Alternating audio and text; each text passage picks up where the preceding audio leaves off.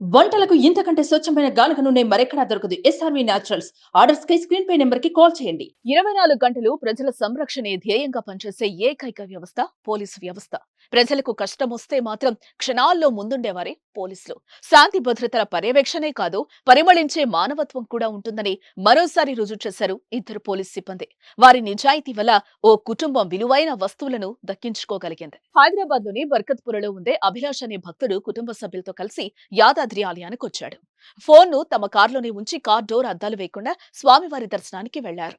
అక్కడే విధులు నిర్వహిస్తున్న constable Yugandhar, home guard Ravi car అద్దాలు తీసి ఉండటంతో అందులో సీటుపై మొబైల్ ఫోన్లు, బ్యాగులను గమనించి చోరీ కాకుండా వాటిని భద్రపరిచారు. ఆ భక్తుడు వచ్చిన కార్ నెంబర్ తో మైక్ లో చెప్పించి 4 ఫోన్లతో పాటు విలువైన ఐడి కార్డులు భక్తునికి కానిస్టేబుల్ అధికారుల ఎదుట అప్పగించారు.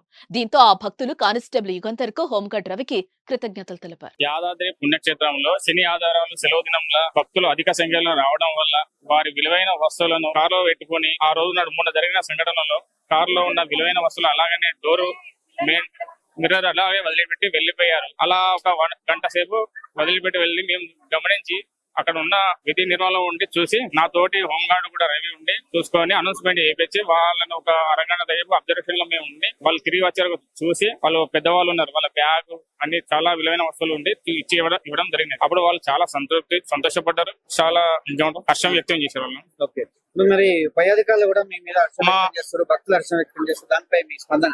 మా పై అధికారులు మా ఎస్పీఎఫ్ సిబ్బంది మొత్తం గుట్ట సరౌండింగ్ లో ఉంటాము. ఇక్కడ మా అధికారులు కూడా మమ్మల్ని ఎప్పటికప్పుడు చెప్తూనే ఉంటారు, డ్యూటీ ఎలా చేయాలనో, ఎలా విధి నిర్వహణ ఎలా ఉండాలి, భక్తులకు అందుబాటులో ఎలా ఉండాలి. ఎక్కువైనప్పుడు మీకు ఎలాంటి భక్తులు అధిక సంఖ్యలో వచ్చినప్పుడు వాళ్ళకు లైన్ల విషయమైనా కానీ వాళ్ళకి పలు సమస్యల గురించి మొత్తం మేము భక్తులు హడావిడిలో ఉంటారు కదా దర్శనం చేసుకుందామని, ఆ టైంలో మీరు గమనిస్తుంటారా ఎట్లా? ఎప్పటికెప్పుడు గమనిస్తాం, 24 hours గమనిస్తూనే ఉంటాము.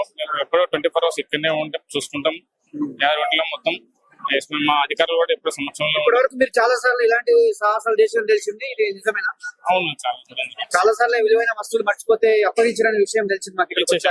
ఇది వాస్తవం. ఇంతకు ముందు కూడా పాత టెంపుల్ బాలయం నుండి కూడా అలాగే చేసుకునే మా అప్పుడు ఒక 10 మంది ఉన్నాం, ఇప్పుడు చాలా పెరిగింది భక్తులు, మా సిబ్బంది కూడా పెరగడం జరిగింది. భక్తులకు ఎలాంటి సలహాలు ఇస్తారు? ఇక నుండి అయినా భక్తులు వచ్చే ఈ అధిక సంఖ్య టైంలో వాళ్ళ విలువైన వస్తువులలో వాళ్ళు జాగ్రత్తగా పెట్టుకొని చూసుకొని మన లక్ష్మీ స్వామి దర్శనం చేసుకొని వాళ్ళు జాగ్రత్తగా వెళ్ళాలని కోరుకుంటున్నారు.